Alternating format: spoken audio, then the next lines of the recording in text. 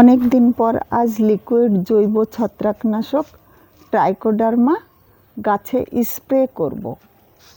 এই লিকুইড জৈব ছত্রাকনাশক কি পরিমাণে নিতে হয় দেখাই। বৃষ্টির কারণে কিছু স্প্রে করার উপায় নেই। এটির নিয়ম হলো 1 লিটার জলে 3 থেকে 4 ml স্প্রে করার নিয়ম। আর জলে গুলে মাটিতে দিলে এর নিয়ম হচ্ছে 1 লিটার জলে 5 ml। আমি এখানে 2 লিটার জলে স্প্রে করার জন্যে পরিমাণে কম নিচ্ছি, 4 ml।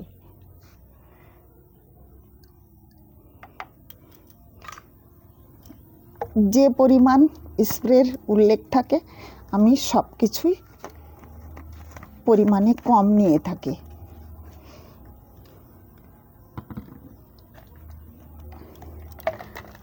আজ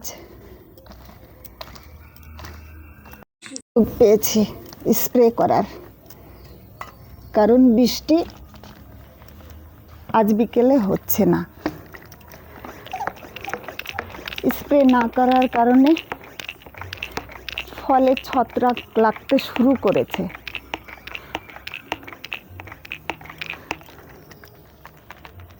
এদিকে চলে আয়।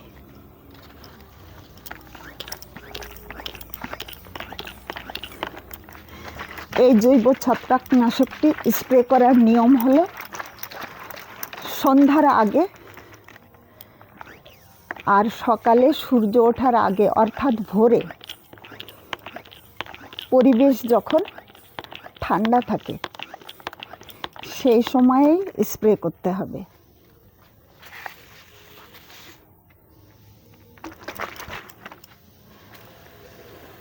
আমি পরিমাণে কম নিয়েছি, কিন্তু আপনারা নিয়ম অনুযায়ী নিতে পারেন। গাছের পাতা এবং নিচে সমস্ত অংশে সমানভাবে স্প্রে করে দিতে হবে।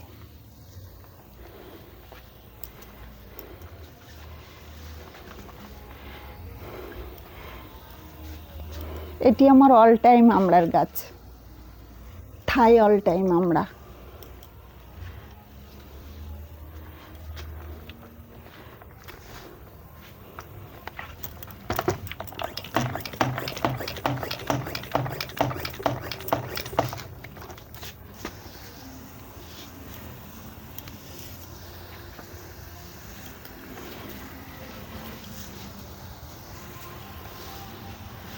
আমার মালবেরি গাছের পুরাতন পাতা ঝরতে শুরু করেছে। এর কারণ হলো কিছুদিন পরেই ফুল চলে আসবে কচি পাতার সঙ্গে। বছরে 3 বার ফল হয়ে থাকে। কচি পাতাতে কিছু স্প্রে করা লাগে না, কারণ তখন কোনো কীটনাশক দেয়া লাগে না। কীটপতঙ্গের কোনো উপদ্রব হয় না কচি পাতাতে।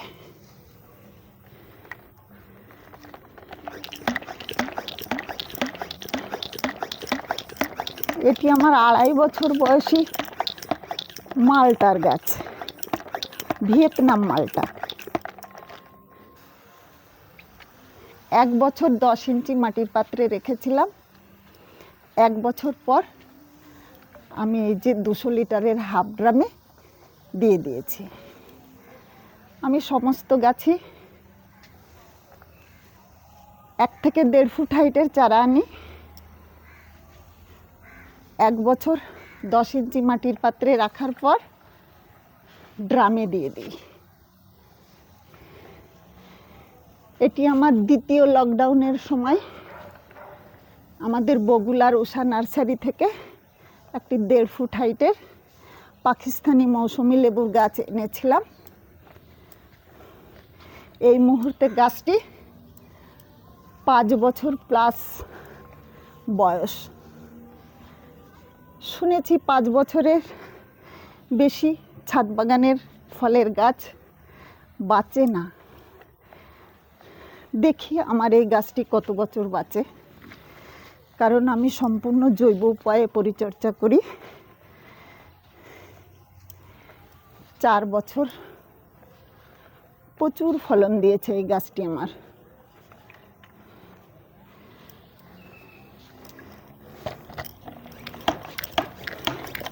গাছটি যদি সত্যি আর 1-2 বছর পরে মারা যায়, তখন আবার নতুন গাছ এনে বসিয়ে দেব।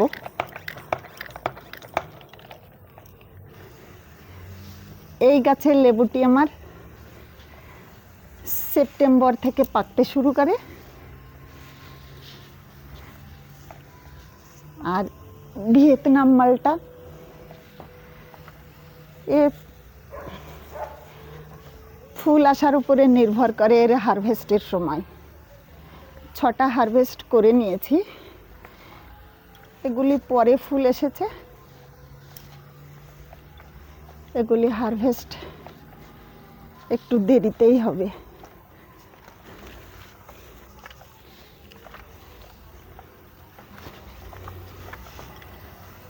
এত বর্ষার কারণে না পারছি কীটনাশক স্প্রে করতে, না পারছি ছত্রাকনাশক স্প্রে করতে। জৈব উপায়ে গাছ করলে আমার 6 বছরের অভিজ্ঞতায় আমি যেটা বুঝেছি, গাছ রোগ আক্রান্ত কম হয় আর দীর্ঘজীবী হয়। ফুল ফলও কম হয় না।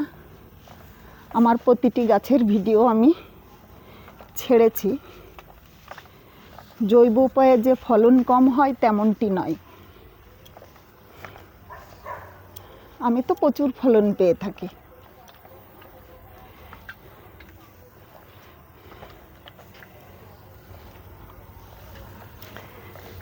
এটি আমার ইন্ডিয়ান সিকি মৌসুমি লেবু গাছ। আমার 3টি লেবু গাছের পর পর ফল পাকতে থাকে। এটি নভেম্বর মাসে হারভেস্ট করা যায়। অতএব আমার বাজার থেকে মৌসুমি লেবু কিনে খেতে হয় না। 4 বছর হলো। এটি আমার 3 বছর বয়সী মৌসুমি লেবুর গাছ।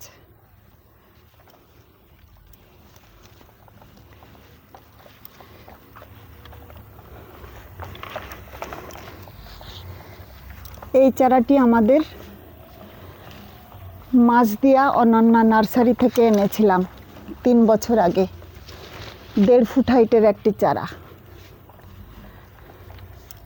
1 বছর পর ড্রামে দিয়ে দিয়েছি। ভিডিওটি আর দীর্ঘ করতে চাই না।